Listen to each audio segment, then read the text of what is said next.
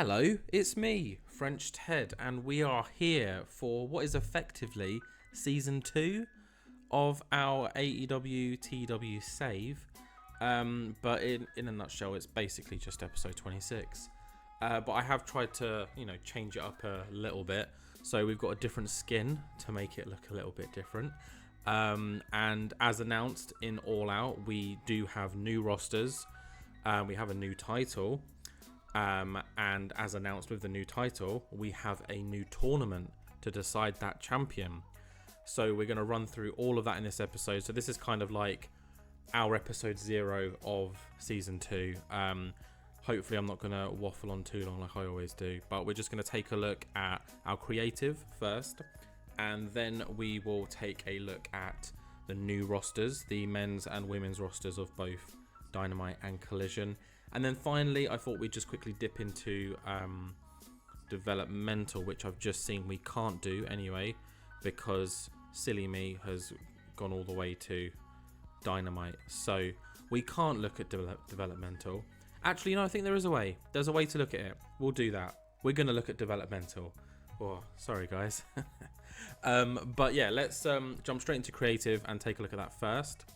So looking at our franchise players, it's not too different from the beginning of our series. There have been a few people moving up and down, and of course Hangman Page, our new AEW World Heavyweight Champion, is now in the top 5, which is great to see. All 5 of these players are major stars in our company, which is the most we've had since the beginning of the save.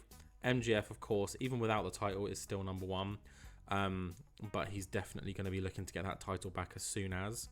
CM Punk is number 2, who is officially now a Bullet Club Gold member, thanks to Jay White. Bryan Danielson, even though he lost to Jon Moxley at AEW All Out, he retains his number 3, while Jon Moxley jumps in, because previously he wasn't here, at number 4, and Hangman Page, our new world champion, is number 5. Let's take a look at our next big things. Few of these names have been ever present, mostly these top 3. So Hook is still sitting at the top. Takeshita, I think he's already a big thing, if I'm being honest. Bandido as well has been climbing up very steadily. And then here are some 2 new recent signings. Lio Rush and El Hijo del Vikingo. Someone who is, very present in current AEW in real life. Hot prospects aren't too different. We've got 2 women in here, which is great to see. We've got Jamie Hayter, who... we already know that she's great. And we've got Trish Adora. We haven't seen the best from Trish yet, but at 29, there's plenty of time for her to get better. These remaining ones don't really change too much unless you bring in someone who's exceptional, but we'll run through them quickly. We've got Punk, MJF, Jericho, Moxley, and Danielson in Talk the Talk. Our showstoppers include Kenny Omega, MJF, Bryan Danielson, Mercedes Moné, and Nick Jackson. Oh, go on, Nick.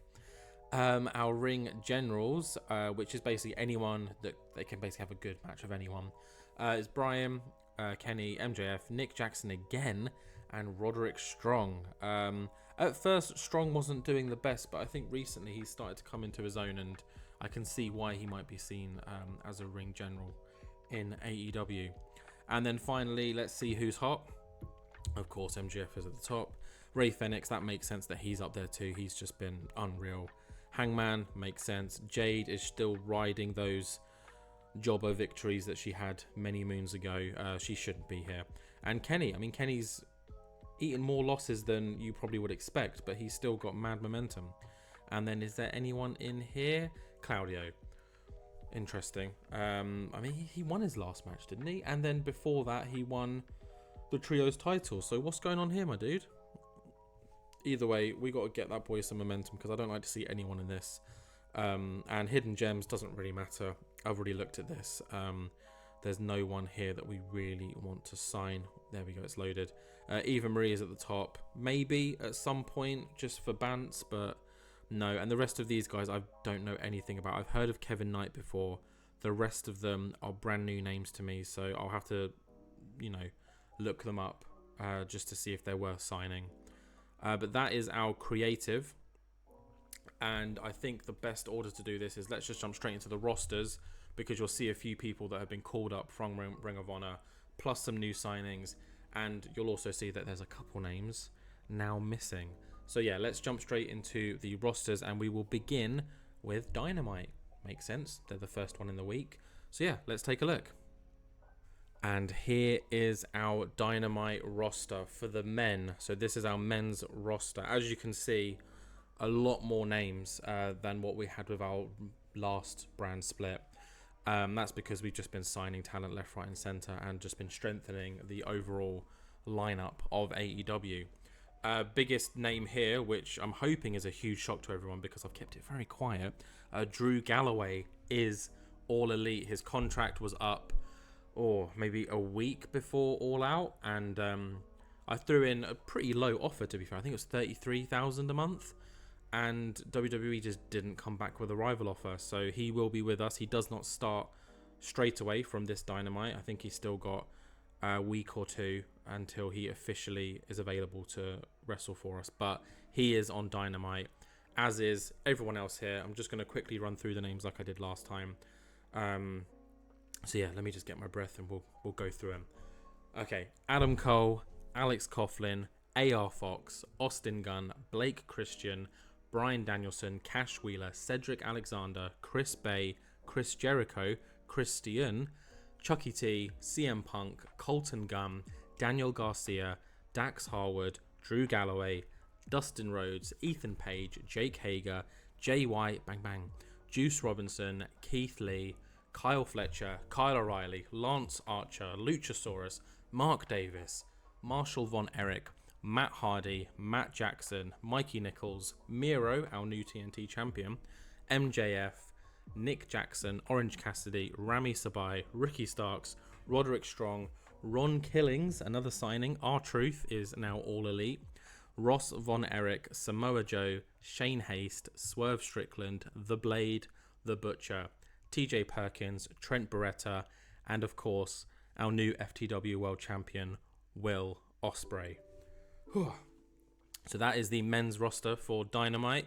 Let me know your thoughts on those signings and how this roster kind of balances itself out. I've tried to keep both of them as equal as possible, like I did last time, but it is a lot harder to do than you think.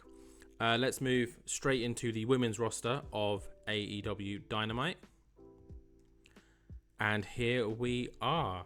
Obviously a little bit smaller, but I think in total we've got around 50 women, which is, that's quite a large number for a women's roster on most wrestling shows. And I think the men's is around 100, so not too much of a difference when you think about it. Normally on rosters there's like 20 women and then like 100 men, so we're doing good. As you can see, again, new signing sitting in the corner. This is Sari.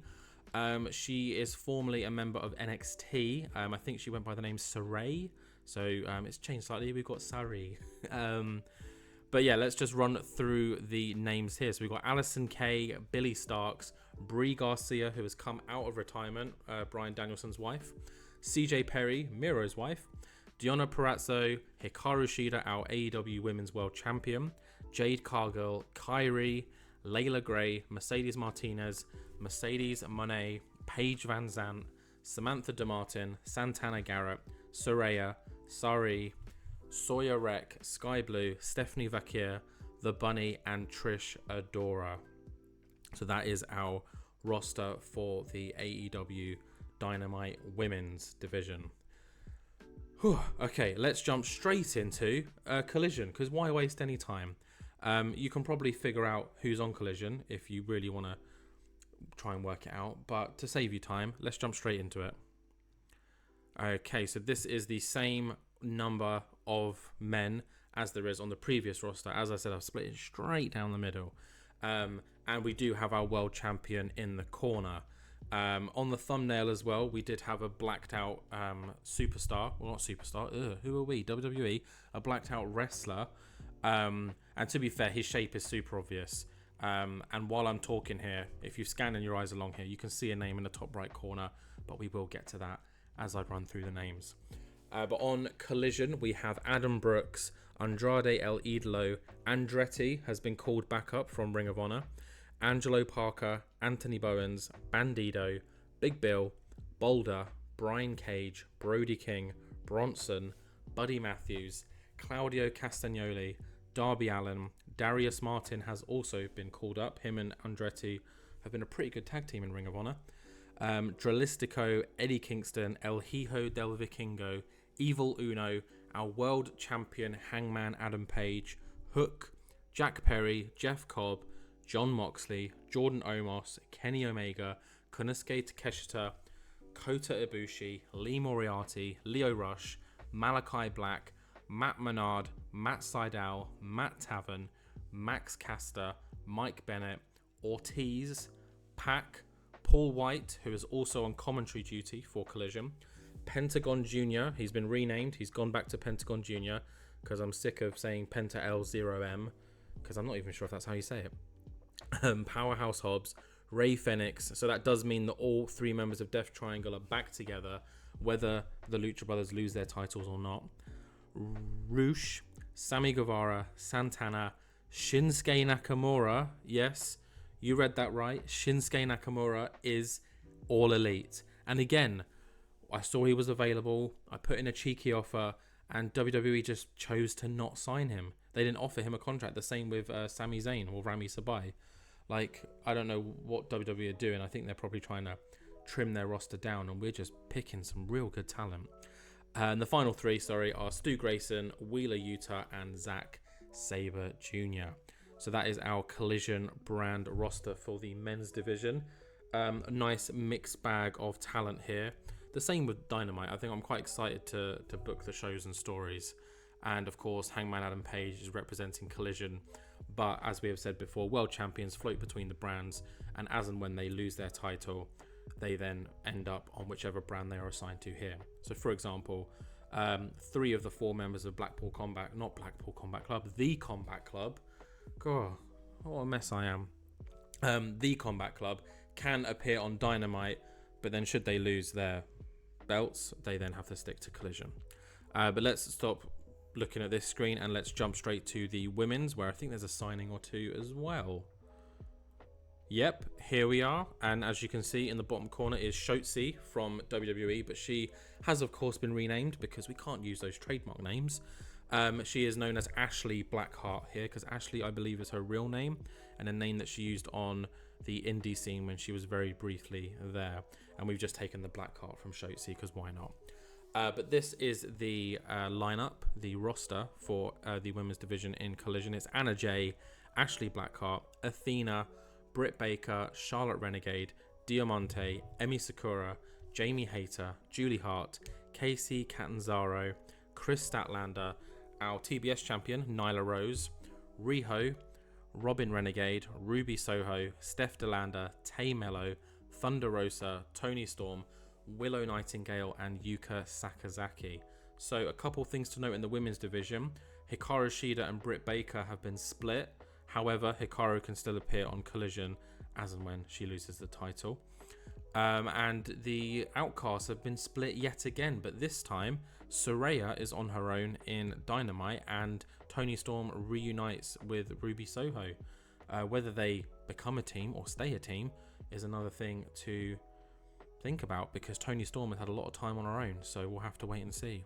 And of course the Outcasts were looking for a replacement that whole time, so yeah, a lot of dynamics to think about. Really exciting rosters. There's a couple of people that I'm still potentially looking to sign. I haven't put any offers out, so they're not included on these rosters, but as and when they are, they will appear in the shows. And there's a bunch of names that I'm signing to Developmental, which is super fun. But yeah, they are the rosters. Let me know in the comments below on who you think has the stronger roster. And yeah, I'm very excited to get booking. Some storylines from All Out will continue, some won't. And obviously new ones will begin. But that's not it for this episode. I do want to quickly check out Developmental, and we do have our new AEW World Light Heavyweight Championship. So we will obviously take a look at that, and we will also see the brackets for that show as well. So there is a 32-man tournament. Yeah, 32 men. And we will see the 2 tournament brackets, the 16-man bracket for Dynamite and the 16-man bracket for Collision, and the winners of those will face each other at Full Gear for the World Light Heavyweight Championship. But we are looking at Shotzi, or should I say Ashley, way too long now. Let's take a look at Developmental. Okay, I've managed to get into Developmental from the direct show, so this screen is not being moved at all because we can't have any spoilers for our first Dynamite of the new season. But this is our Developmental at the moment. This is not the full Ring of Honor roster. These are those that have been signed by myself and sent to Developmental. So they are competing in Ring of Honor, but we are paying their wages through AEW, not through Ring of Honor. There's a few names here that you can see have been sent down, Alex Reynolds being one of them, among a few others. One of them is a strange one because I sent him down mainly because if I fired him, a lot of people would get angry. So he's just going to sit in Ring of Honor for a bit. But just quickly running through this, and I'll just stop with anyone that I find particularly interesting. We've got Alex Reynolds, Anthony Ogogo, Brian Pillman Jr., Brock Anderson, Calvin Tankman, Cesar Bononi of the Wingmen, Charlie Evans, Denzel Dejournette. That was the guy that was at the top of our not hot prospects, the ones to watch or something. I can't remember what it's called. So I figured, why not? We'll throw him a super cheap contract. We've got Dinza, formerly known as Akam from WWE. We've got Isaiah Cassidy. Jeff Hardy is the one that I sent down instead of firing. His numbers just are poor, and he's not a very good backstage influence. But I went to release him and like 9 people got angry, so I didn't release him. I just sent him down here. Following that, we've got John Silver, Jonathan Gresham, Jordan Grace, Layla Hirsch, who I think is going to be really good. She just needs more matches, and I think Ring of Honor can give them to her more than I can. Lena Fanene, which is Nia Jax from WWE. She was a free agent randomly, and I signed her, and then I was wondering why she wasn't in any matches, because, you know, her pop's probably the highest in Ring of Honor in terms of women, and I realised that she's retired. So I dropped her a little line here and was like, hey, come out of retirement. And she was like, okay. So now she's out of retirement and she's wrestling again. And yeah, she needs the work, didn't she? But I figured it's a name. So yeah, might be able to do some fun things with her. Maki Ito, you know, one of my favourite Joshi wrestlers. Mark Quem, Matt Cardona. We have to have, you know, the Indie King, the Deathmatch King. He'll make an appearance at some point. Maya Yukihi. I kind of went through all of like the Japanese women's division because there's a lot of really good, like, look at these stats, unreal. Once we can get this up, she's going to be a star. Mei Suruga, who is our current Ring of Honor Women's World Champion. Speedball Mike Bailey, Mizuki, Natsupoi, Nick Wayne, Notorious Mimi from the Apple TV show. If anyone hasn't watched Monster Factory, check it out. Peter Avalon, Preston Vance, because I hate that picture. Red Velvet, Rina Yamashita, RJ City. I like RJ. I'm going to use him at some point, but I figured instead of him getting annoyed not being on shows, we'll send him down here. And he is also technically a wrestler, so yeah. Ryan Nemeth, Sanson, Satnam Singh, because he is on a exclusive written ironclad contract, so I can't fire him. Selmani, who was formerly known as Razor, the other half of these fellas.